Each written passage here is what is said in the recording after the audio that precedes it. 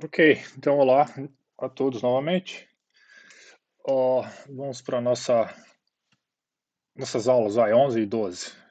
Botei os slides tudo de uma vez, tá? Dessas duas aulas da sessão. E a gente vai falar hoje um pouquinho de matrizes totalmente unimodulares e poliedros inteiros, tá? Ah, a gente já mencionou essa história de programação inteira, da programação linear inteira, quando a gente tem um modelo, né, de programação linear inteira, em que o modelo linear, a função objetiva é linear, as restrições são lineares, só que as variáveis, em vez de elas serem contínuas, ou seja, tomarem valores nos reais, elas tomam valores nos inteiros. Tá? Em geral, a programação inteira é mais difícil do ponto de vista de complexidade computacional do que programação linear, mas em algumas circunstâncias a, a integralidade não é um problema. Tá? Ela não requer que a gente faça nada adicional do que a gente já faz em programação linear. Tá? Um exemplo disso, eu falei para vocês lá atrás, quando na primeira aula, inclusive, eu introduzi para vocês o modelo de fluxo, por exemplo, o fluxo máximo. Tá? Na época, nós não fizemos a restrição do fluxo ser inteiro, né? Mas eu lembro de ter mencionado que, olha, que se o fluxo fosse inteiro, tudo bem, naquele caso não tinha problema. E logo em seguida, assim, não tinha problema por quê? Porque aquela formulação que a gente já forneceu do fluxo, se os dados fossem inteiros, o fluxo achado seria inteiro, tá? E hoje a gente vai basicamente ver o porquê, tá? Isso acontece em fluxo e também acontece numa coleção de outros problemas interessantes, como emparelhamento máximo em gráfico bipartido, cobertura mínima, também em gráfico bipartido, né, eles vêm em pares, e problemas de caminhos disjuntos nos vértices ou nas arestas a partir de uma origem ou de um destino. Tá? E, e a gente vai ver que uma das condições suficientes que está por trás de todos esses problemas que eu falei, tá, é a total unimodularidade da matriz de restrições. Tá? E só para complementar, lá na primeira aula, logo em seguida do fluxo, eu lembro que eu apresentei para vocês também o problema da mochila, né, contínua, falei da mochila binária, e ao contrário do que acontece com o fluxo, tá, a mochila contínua é muito mais fácil do que a mochila binária. Tá? Por quê? Bom, porque a gente não tem o conceito de total unimodularidade das restrições da mochila binária. Vale lembrar, total unimodularidade da matriz de restrições é uma condição suficiente, tá? Ela não é necessária. O problema de decisão de programação inteira, a versão de decisão, ela é um problema NP completo, tá? Então, em sua otimização NP difícil, e é fácil ver que o problema está em NP. Então, a gente não espera, a menos que P seja igual a NP, realmente achar uma caracterização que seja necessária, ou seja, uma condição necessária e suficiente ao mesmo tempo. Então, a gente tem algumas condições suficientes. Tá? Uma delas, total unimodularidade da matriz de restrições. A outra, a integralidade total do dual. Tá? E tem mais algumas outras, mas a gente não vai entrar em muitos detalhes aqui. Tá? Basicamente, a gente vai ficar com a unimodalidade da matriz. Vou falar um pouquinho de total dual integralidade, mas por quê? Porque isso é clássico e muitos dos exemplos que aparecem no curso de programação linear, no fundo, eles são problemas de programação inteira, né? E a gente resolve com os mesmos algoritmos e, não, o que está acontecendo? Por que funciona em algum caso, não funciona em outros casos? A gente vai contar o porquê funciona nesses casos que a gente usa nesse curso de otimização linear, tá? Então, de novo, isso não é um curso de programação inteira, tá? Então, existe um curso de programação inteira para cuidar disso, tá? E um tanto do que a gente vai falar hoje também é cuidado também num outro curso de otimização combinatória, tá? O que a gente vai fazer não tem superposição com nenhum desses dois cursos, vai. Eles tocam levemente, tá? É quase tangente, tá? Então, nós estamos no curso de otimização linear, existe lá, ou vai existir, na verdade, um curso de programação inteira, tá? E um outro curso de otimização combinatória, tá? E o que a gente está fazendo é simplesmente tocando nos tópicos das primeiras aulas, da primeira semana de cada um desses dois cursos. Tá? A gente não vai muito longe nisso, porque não é o nosso foco, mas por quê? Porque isso é uma aplicação interessante de otimização linear, e como eu já falei, muitos dos exemplos que a gente usa, eles têm essa estrutura. Tá? Bom, então só para relembrar, ó, quando é que a gente diz que um vetor que está definido com n entradas, né, está definido em Rn, tá? Quando é que ele é inteiro? Ele é inteiro se todas as entradas dele tiverem números inteiros. Ou seja, seria a mesma coisa que se a gente tivesse requerido o vetor para estar em Zn. Tá? Mas de repente não, de repente lá ele morava, a gente sabe que o Zn está contido em Rn, né? Então de repente o vetor mora no espaço Rn, ele só tem as entradas em Zn. Tá? E, bom, rapidamente, o que é um problema de programação, otimização linear inteira? Tá? Consiste em que a gente ganha uma matriz A, um vetor B, um vetor C, tá? De conformais, tá? De dimensões compatíveis, tá? E o que a gente quer é determinar um vetor inteiro x, tal que, e esse vetor inteiro x, ele está em Zn, ou seja, ele é inteiro, tal que as restrições a x menor ou igual a b sejam satisfeitas, e C transposto x, ou seja, a função objetivo seja máxima ou mínimo, tá? Podia ser. Ou não existe um tal x, ou seja, o problema é inviável, ou que o máximo nesse caso é mais infinito. Menos infinito se a gente estivesse minimizando. Tá? Um detalhe que vai aparecer daqui a pouco, mas eu já vou falar aqui, quando a gente mexe com programação inteira, tá? É normal a gente trocar os reais pelos racionais. Tá? Então, em geral, em falar de programação inteira, a gente pensa que os nossos poliedros eles são racionais, tá? Por quê? Porque pode dar um problema. Eu vou mencionar daqui a pouco o que problema que é esse, tá? Mas, rapidamente. Mas então os dados são racionais. Eu em algum momento da aula vou continuar usando reais aqui, tá? Mas a gente supõe que eles são racionais e o que a gente quer é uma solução inteira, tá? Bom, o que significa então realmente essa história que a gente acabou de descrever aqui? Ou seja, a gente quer maximizar uma função linear, de novo, a função continua sendo linear, né? Só que agora a gente tem a interseção do quê? A gente tem a interseção de um poliedro P, como a gente já está acostumado, tá? Por isso que eu botei os reais aqui, podia ser racional, a gente sabe que não tem diferença para otimização linear, nesse caso, né? Com o reticulado dos inteiros em N, tá? Que são só os pontos inteiros. Então a gente quer otimizar uma função em cima dessa interseção aqui. A enunciação simbólica é isso que a gente quer, né? Tá?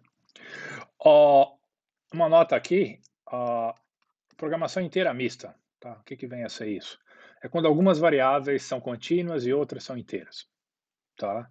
Então, programação inteira mista está no meio do caminho. Tá? Algumas coisas, a gente usa então um pouco, a gente usa a teoria de programação linear, né? E a teoria de programação inteira para fazer programação inteira mista. E algumas programação inteira mista também é difícil, tá? Assim como programação inteira, ela herda a NP completude da programação inteira. Mas tem algumas coisas que a gente tem que tomar um pouquinho mais de cuidado. Tá? A gente não vai mencionar isso nesse curso. Não é o nosso objetivo. Então, nosso objetivo é simplesmente ver quando é que a gente pode simplesmente ignorar esse tipo de restrição aqui e ainda assim resolver o problema. Ou seja, quando é que a gente pode substituir esse Z aqui pelo nosso R de sempre, tá? Dos reais. Ops. E ainda assim resolver o problema. Tá? Ok. Bom, falar um pouquinho de otimização combinatória, já que a gente falou um pouquinho de programação inteira, né? O problema de otimização combinatória, em linhas bem gerais, tá? Ele significa o quê? Dada a gente tem uma subfamília, em geral, finita, tá? F, de uma família M de objetos. Tá? Os objetos são finitos. A família M não precisa necessariamente ser. Tá? Mas a subfamília, em geral, F ela é finita. Tá? Muitas vezes o que a gente tem é que a gente tem um conjunto S finito ground set e a família M é o power set de S. Ou seja, todos os subconjuntos de S. E aí F é uma subfamília desse power set, tá? E a gente também tem um funcional F que atribui um valor, sei lá, real a cada membro, elemento dessa subfamília, tá? O que a gente quer é achar um elemento dentro dessa subfamília que, por exemplo, maximize esse funcional, tá?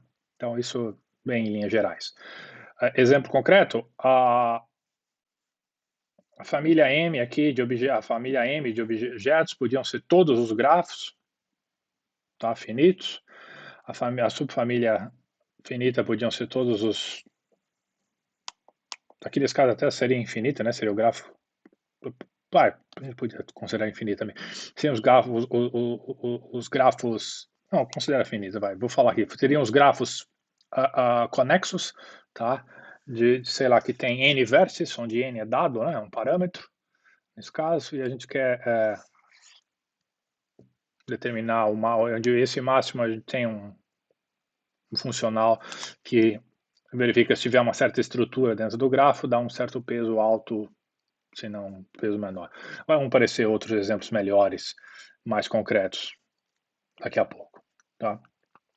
Mas eu só estou falando isso agora no momento aqui, por quê? Porque praticamente todos os problemas de otimização combinatória, eles podem ser formulados como os problemas de programação inteira, tá? Então, as técnicas são diferentes, tá? A natureza dos problemas são diferentes, mas em geral a gente pode pegar um problema de otimização combinatória, formular como programação inteira, tá? Esse problema de programação inteira, muitas vezes, é um problema de programação binária, tá? As variáveis são indicadoras, elas são zeros e uns, tá?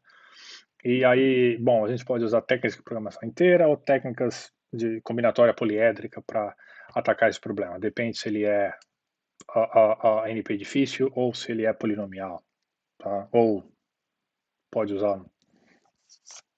Não, o que eu falei está um pouco sloppy, vai ficar melhor na hora que eu der uns exemplos concretos, tá?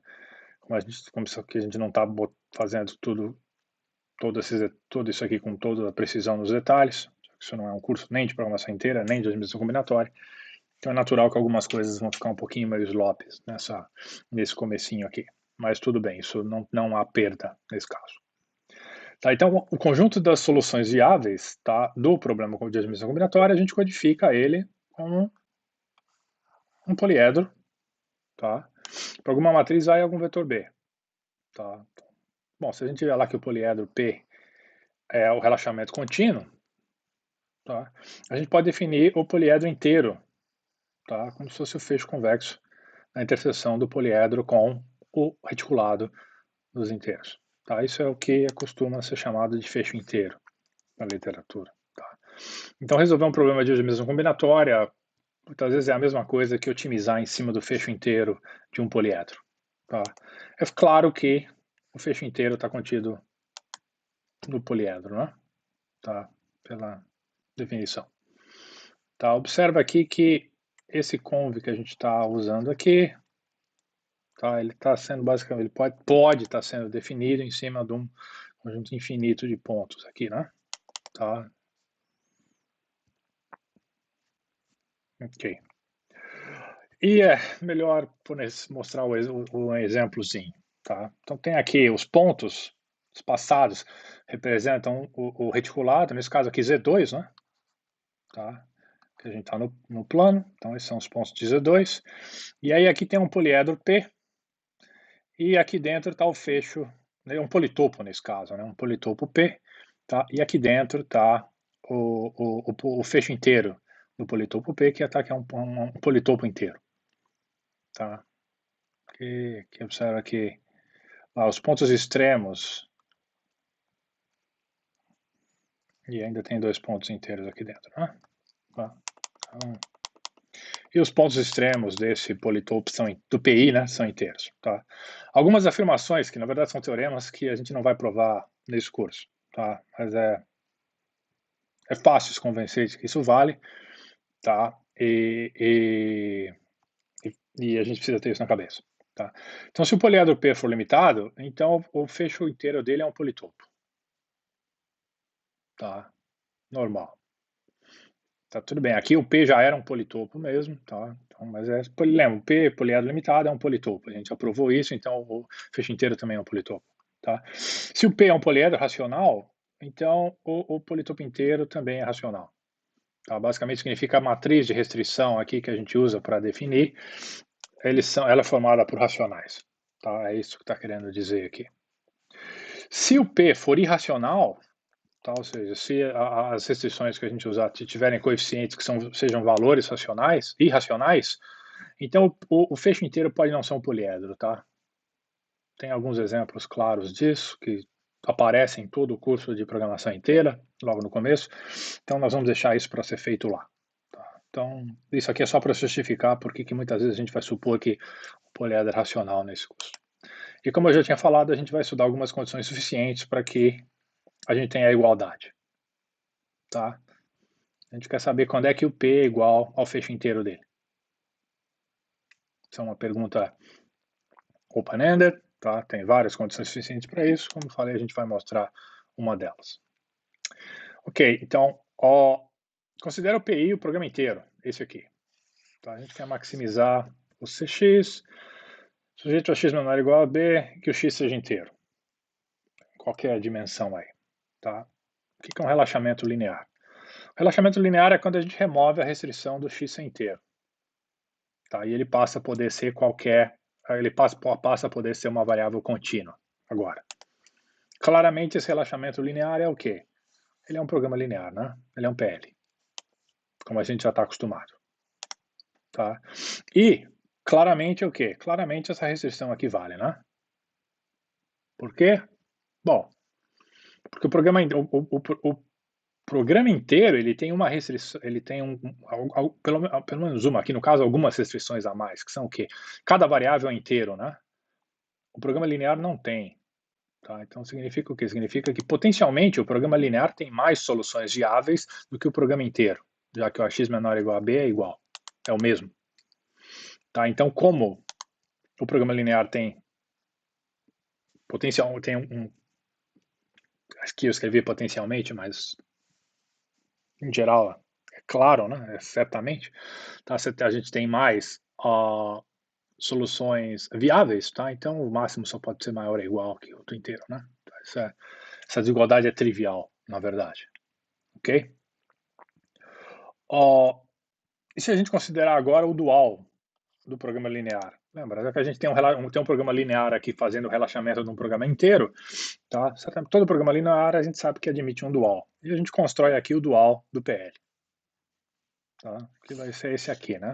Já está careca de ver esse dual por aí. E de forma semelhante, o quê?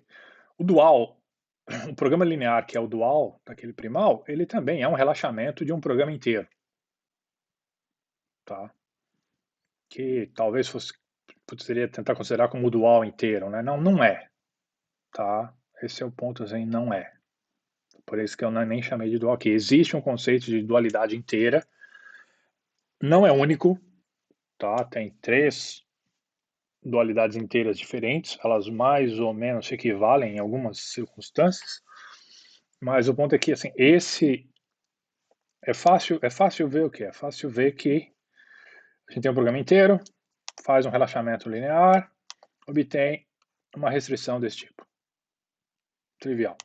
O programa inteiro que é o relaxamento aqui, ele admite um dual. Sim, ele admite um dual.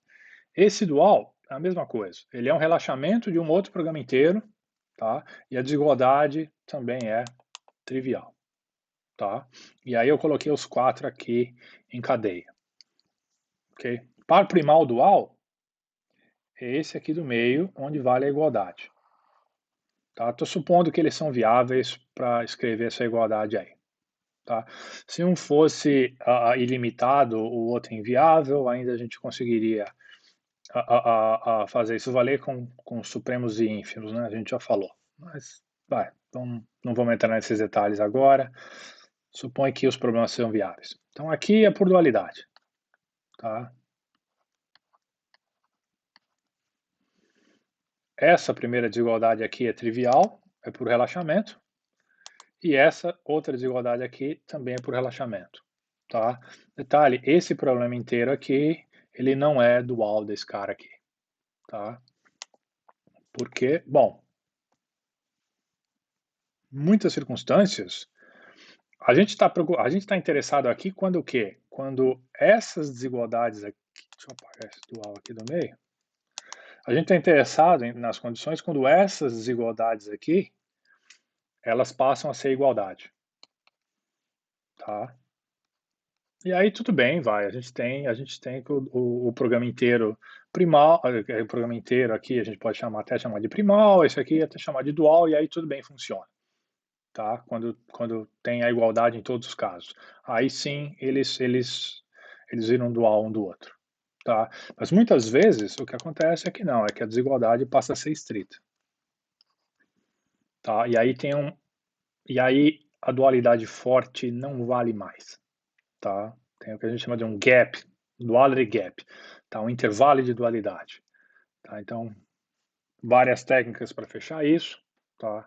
Fortalecimento do primal, fortalecimento do dual, mas o ponto é que, assim, a nesse problema e nesse problema, a dualidade, o intervalo vai estar ali, um é extremamente menor do que o outro, então eles não são, realmente não seria dual do outro caso valesse uma desigualdade estrita aqui, tá? Então mas a gente está interessado em condições onde a gente tem igualdade aqui, ou em ambos os casos, tá? Ok, essa é a ideia. E aí, obviamente, assim, quando a gente tem as três igualdades, aí isso aqui tudo é linear, né? Tá, o primeiro problema é igual ao segundo, o terceiro é igual ao quarto, e aí tudo se reduz à dualidade que está aqui no meio, tá? Então, senão a gente pode ter integralidade primal, integralidade dual, ou ambas, e tudo bem. Ok, vamos falar um pouquinho de complexidade antes da gente avançar. Já mencionei isso, acho que logo no começo. Tá, ao contrário de programação linear, programação linear a gente tem algoritmo polinomial para resolver. Tá? A gente ainda não viu nenhum polinomial ainda. Tá? Os que a gente viu são exponenciais no pior caso. A gente viu um exponencial em todos os casos, né? E a gente viu e dois que são exponenciais no pior caso. Tá? Mas a gente ainda vai ver o simplex na próxima sessão, tá? Que também não é polinomial no pior caso, mas ele roda muito bem na prática, tá? Melhor do que os outros que a gente já viu.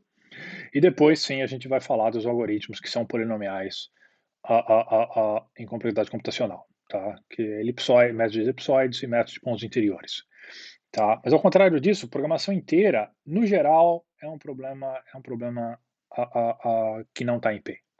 Tá? Que a gente não, na verdade, que a gente não sabe se ele está em P. Tá?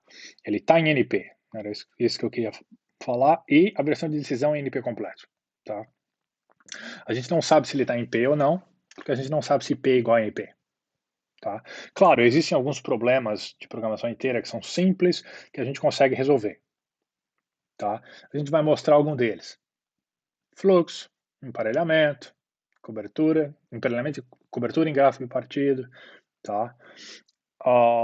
E esses, claro, para esses a gente tem inclusive algoritmos combinatórios que resolvem, a gente nem precisa usar o ferramental de programação linear, mas dá para fazer isso, tá? Por quê? Porque os programas inteiros, as matrizes de instruções são totalmente unimodulares, tá? Então esse é meio que o segredo do porquê que esses programas inteiros são fáceis, tá? Porque tem uma condição suficiente que deixa-os fáceis, tá? Então, isso aqui é o que eu tinha falado, né? Mas existem algumas classes especiais que a gente conhece os algoritmos, tá? E, em geral, para essas classes, tá? A gente tem um relacionamento linear, a gente tem uma garantia que o poliedro é igual ao fecho inteiro dele, tá? Então, por isso que as coisas funcionam bem do jeito que elas funcionam, ok? No geral, lembra, a gente não sabe se P é igual a NP, é um problema que está em aberto, vale um tanto de dinheiro aí, $1 milhão, e programação inteira NP completa em sua versão de decisão. Então, vamos fazer uma redução, um rascunho da redução simples aqui, vai. Lembra que uma expressão booleana na forma normal conjuntiva, né, que a gente chama de CNF, ela é o quê? Ela é uma coleção de disjunções, conjunções e disjunções de literais, né? Tá? Então, literal é a variável positiva, né, ou negativa, tá? Ou seja, a variável ou a variável negada, né, que nem a gente tem aqui embaixo. Tá? E aí aqui a gente tem disjunções, essas são as cláusulas, né? São os ous, e as conjunções são os es aqui que estão ligando as disjunções. Tá? Então aqui tem um exemplo de uma expressão booleana na CNF. Tá? O problema da satisfatibilidade, né, o SAT, tá? Satisfiability Problem, ele pede o quê? Ele é dado uma expressão booleana phi, tá? Na CNF, a gente quer determinar se phi é satisfatível, né? O que significa isso mesmo? Lembra lá de autômatos inversos formais, ou de análise de algoritmos, tá? Até um pouquinho de matemática discreta, a gente quer saber se tem atribuições para as variáveis aqui, sei lá, zeros e uns, né? Tal que as cláusulas sejam, o que eu teria aqui? Ops, então estava certo aqui. Se eu posso atribuir valor, ops, aqui está errado, né? Então, zero aqui. Então eu teria que botar, sai daqui você, teria que botar zero aqui.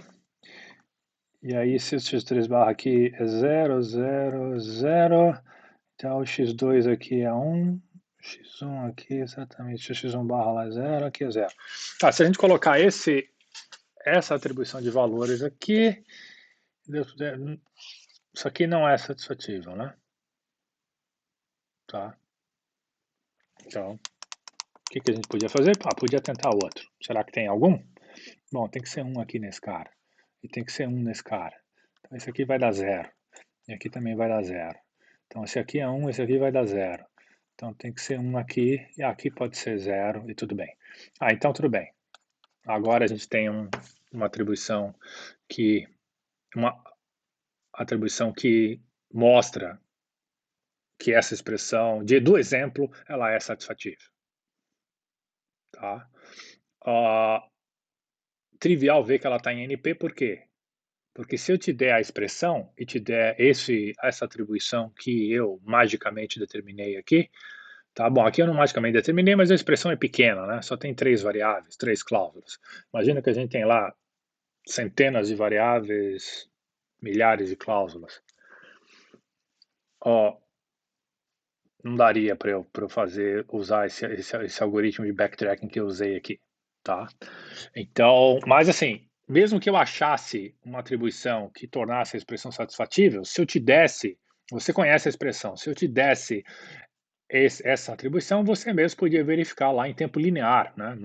Assim, não só em tempo polinomial, mas em tempo linear, no tamanho da expressão e no número de variáveis, se ela realmente tornava a expressão verdadeira ou não.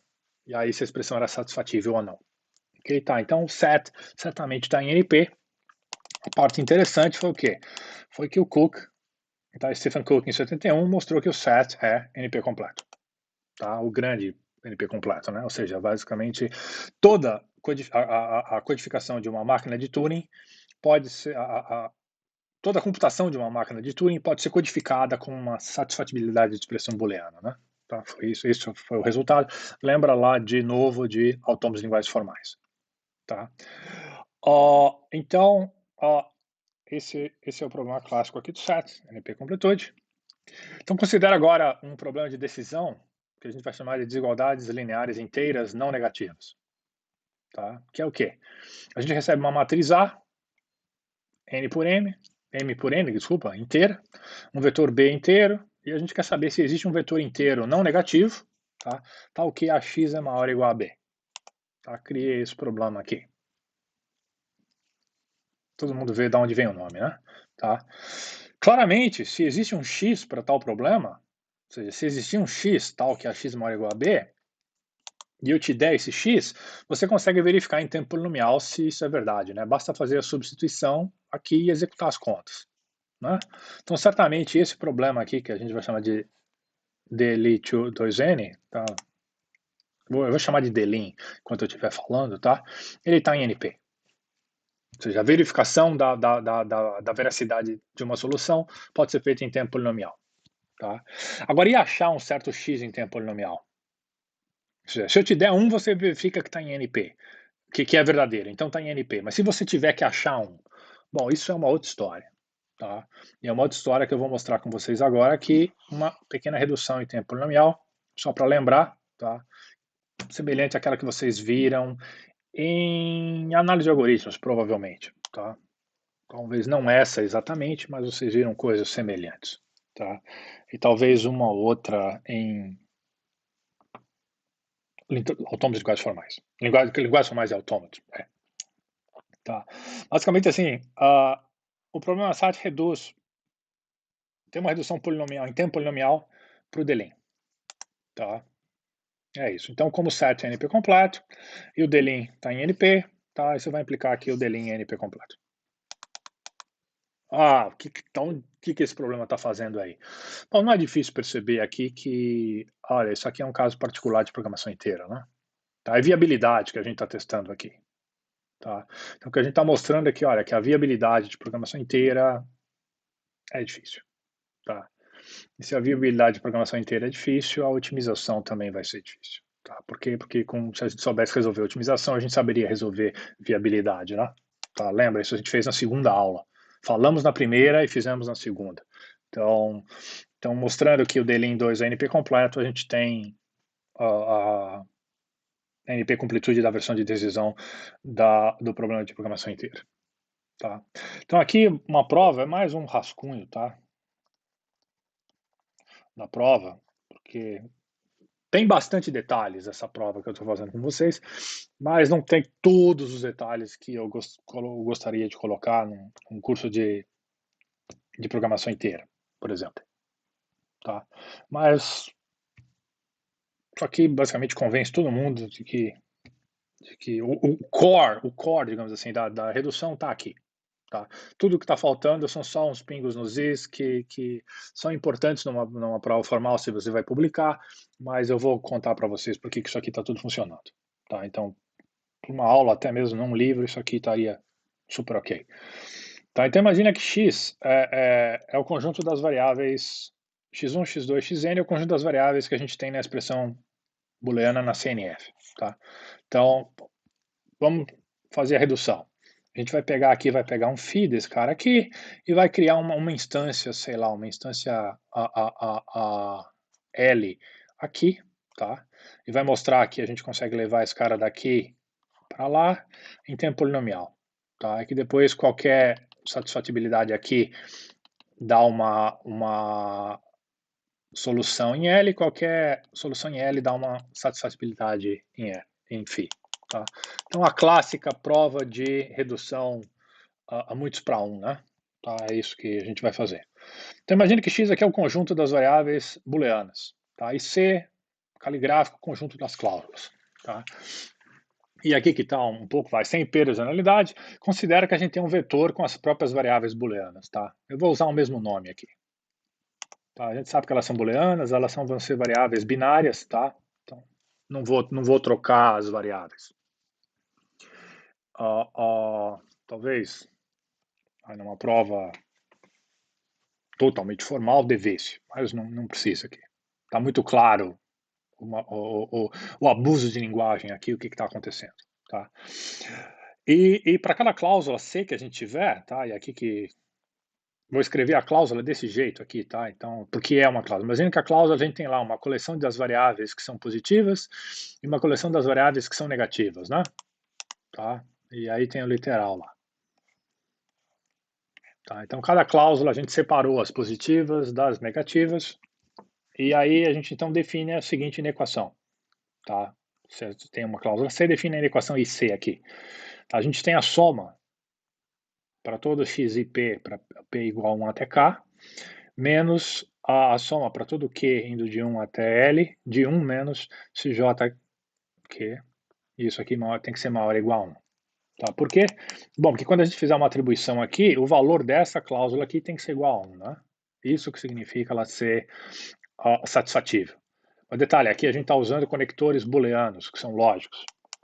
Tá? A gente vai traduzir o quê? Bom, os conexões aqui booleanos que são verdadeiros e falsos, tá? Aqui eles estão sendo feitos em cima de F2, né? Tá? Aqui, nesses valores binários, a gente vai estar fazendo as contas em cima dos inteiros, tá? Então, é por isso que tem um maior ou igual aqui, tá? Então o que a gente precisa o quê? A gente precisa pelo menos um valor, um aqui nessas variáveis, uma atribuição um, ou pelo menos uma atribuição zero nessas variáveis, tá? Qualquer variável aqui que tiver atribuição um ou qualquer variável que tiver atribuição zero aqui, torna o quê? Torna essa cláusula verdadeira, tá? E é isso que está acontecendo aqui, tá? Ele está dizendo que, olha, que essa cláusula tem que ser verdadeira. Então, a atribuição para xi ou xj aqui tem que ser o quê? Maior ou igual a 1. E detalhe, a gente está usando essas variáveis aqui, né? Elas são binárias. Só a soma e subtração, as operações que estão sendo feitas sobre os inteiros. Tá? Então, bom, é isso que está aqui. Nós que a cláusula satisfativa, C somente C, aí C é satisfeito, ou seja, o lado esquerdo é maior ou igual a 1. Tá? E é aqui que, por isso é um rascunho, porque isso aqui que, mas eu não vou, estou mostrando, é o C só C, mas isso é trivial, né? Tá? E além disso, o quê? Além disso, a gente tem lá que então a função booleana é uma coleção de cláusulas, né? Então, a nossa função phi, na verdade, ela é o quê? Ela é um grande E dessas cláusulas C, né? Para todo C pertencente ao quê? A esse C caligráfico que a gente tem aqui, né? Então, bom, cada cláusula essa tem que ser satisfativa, então cada inequação tem que ser satisfeita. Então, para todas as cláusulas serem satisfeitas, todas as inequações têm que ser satisfeitas. É o que está escrito aqui embaixo, né? Tá? Então, detalhe, cada equação IC dessa aqui, tá? Ela pode ser, obviamente, coloca o menos com menos, joga os menos para lá. Ela pode ser escrita desse jeito aqui, né? A soma das variáveis em x e p, mais a soma das variáveis jq, tá? Maior ou igual a 1 mais L, onde esse L depende lá do número dos literais não negativos, né? Bom, o fato é que isso aqui certamente pode ser escrito lá como o quê? Como ax maior ou igual a b, né? Tá? É isso que interessa. A matriz A tem n colunas, uma para cada variável, ela vai ter número de cláusulas de linhas, tá? O vetor B vai ter número de cláusulas de linhas, o vetor B vai ser inteiro, os coeficientes de A vão ser inteiros, né? E a gente já argumentou que o delin está em NP, tá? Então aqui essa redução em tempo polinomial é evidente, né?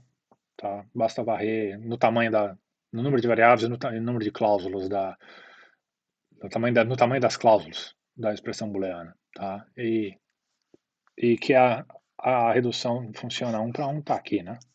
A prova, ok? Então, tá aí. Então, fato, se a gente souber resolver dele em tempo polinomial, a gente vai saber resolver set em tempo polinomial. Olha, mas o set é NP completo. Então, obviamente, a gente não pode resolver dele em tempo polinomial, tá? A menos que P seja igual a NP. Sempre isso está subjacente, né? Tá? E bom, aquilo que eu também já tinha falado antes, não é difícil perceber o quê? Que o delay reduz polinomialmente ao programa de programação binária, né? Eu quero maximizar o quê? Maximizar nada, um zero lá qualquer. Tá? Eu só quero garantir o quê? A viabilidade. Viabilidade inteira. Tá? E bom, isso é uma variação de um programa de programação inteiro, né? Tá? Então, sim, existem problemas de programação inteiro cuja versão de decisão são completos. São NP completos, tá? Eles são difíceis. Tá? Então, isso aqui é uma redução bem simples, vai. Ok? Então, legal. Se tiver pergunta até aqui, anota e vem no horário de atendimento fazer, tá? Isso aqui queria mostrar uma redução nesse curso para vocês, de programação inteira, e porque é interessante, mostra a diferença entre os mundos de programação linear e programação inteira. Tá? Bom, então vamos falar rapidamente de matrizes totalmente unimodulares. Deixa eu ver quanto é que está o nosso tempo aqui. Estamos entrando em 40 minutos. Eu acho que eu vou deixar então para começar a falar de matrizes totalmente modulares no próximo vídeo. Porque eu falei assim: "Vamos falar rápido, mas a gente vai falar não tão rápido assim, a gente vai fazer toda a teoria necessária aqui". Tá, só alguns teoremas que eu não vou provar com vocês nesse curso. Então até daqui a pouco no próximo vídeo.